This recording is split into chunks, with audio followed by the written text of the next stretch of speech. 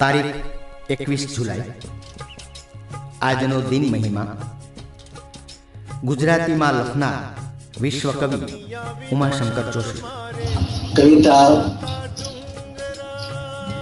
લિપિ શોધાયા પછી અને કાગળની શોધ થયા પછી અને છાપખાનાની શોધ થયા પછી બહુ વધારે ઝડપથી પ્રચારમાં જાય, પણ મુખ્યત્વે તો એ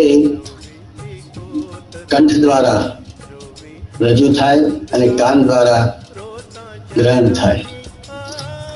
કાનની કળા છે. ઈડર પાસેનું નાનું એવું બામણ ગામ. આ ગામમાં તારીખ 21/7/1911 રોજ ઉમાશંકર જોશીનો જન્મ થયો. આ ગામમાં કુદરતે અફાટ સૌંદર્ય વેરી દીધેલું. આ બાળકને થયું કે ઈશ્વરની આ કવિતાને હું મારા શબ્દોમાં ઢાળું તો. એણે પ્રકૃતિ અને માનવ જીવનને સાંકળી લઈને કવિતાઓ લખવા માંડી. ભૂમ્યા વિના એમણે અનેક ડુંગરો ભૂમ્યા, પછી એની કવિતા બનાવી. ભૂમિયા વિના મારે ભમવાતા ડુંગરા, જંગલની કુંજ કુંજ જોવી હતી. જોવીતી કોતરોની જોવીતી કંદરા, રોતા ચરણાની આંખ લોવી હતી. સોના સરવરિયાની સોનેરી પાળે, હંસોની હાર મારે ગમની હતી. ડાળે જ્વલંત કોક કોકિલાને મારે, અંતરની વેદના વણવી હતી. આ સફર એમ જ ચાલતી રહી અને એક ઉત્તમ કોટીના કવિ આકાર પામતો રહ્યો.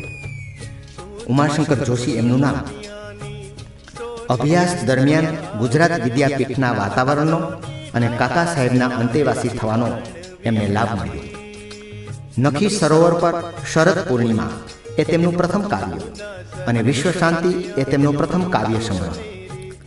ભારત સરકારના ઉપક્રમે લેખક પ્રતિનિધિ તરીકે રશિયા પણ ગયા હતા. તેઓ ગુજરાત યુનિવર્સિટીના કુલપતિ પદે પણ રહ્યા હતા. એમના સઘળા કાવ્યોનો સંગ્રહ સમગ્ર કવિતા નામે પ્રગટ થયો.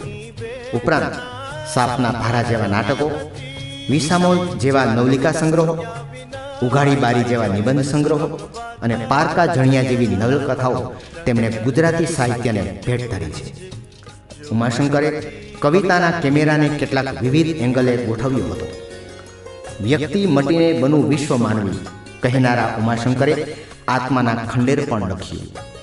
રાજ્યસભામાં થયેલી તેમની નિયુક્તિ બહુમુખી પ્રતિભાનો ખ્યાલ આપે છે. હેમચંદ્રાચાર્યની જન્મ જયંતિના ઉત્સવમાં તેઓ તિથલ ગયા, પરંતુ એકાએક બીમાર થયા અને ઈસવીસન 1988માં તેમનું નિધન થયું. ગરવી ગુજરાતના ગૌરવ સમા આ સારસ્વત સ્વયં સરસ્વતીનો પ્રસાદ છે. ગુજરાતી કવિતાનો ઉલ્લેખ થાય અને ઉમાશંકર જોશીનો ઉલ્લેખ ન થાય એવું કદી ન બને. એ જ બતાવે છે ને આ કવિ ત્યાં પણ પહોંચેલા જ્યાં ન પહોંચે રવિ. ઉમાશંકર જોશીના જ શબ્દોમાં કહીએ તો, મળતા મળી ગઈ મોંઘેરી ગુજરાત, ગુજરાત મોરી મોરી રે. મળતા મળી ગઈ મોંઘેરી ગુજરાત, ગુજરાત મોરી મોરી રે. ભારતની ભૂમમાં ઝાઝેરી ગુજરાત, ગુજરાત મોરી મોરી રે.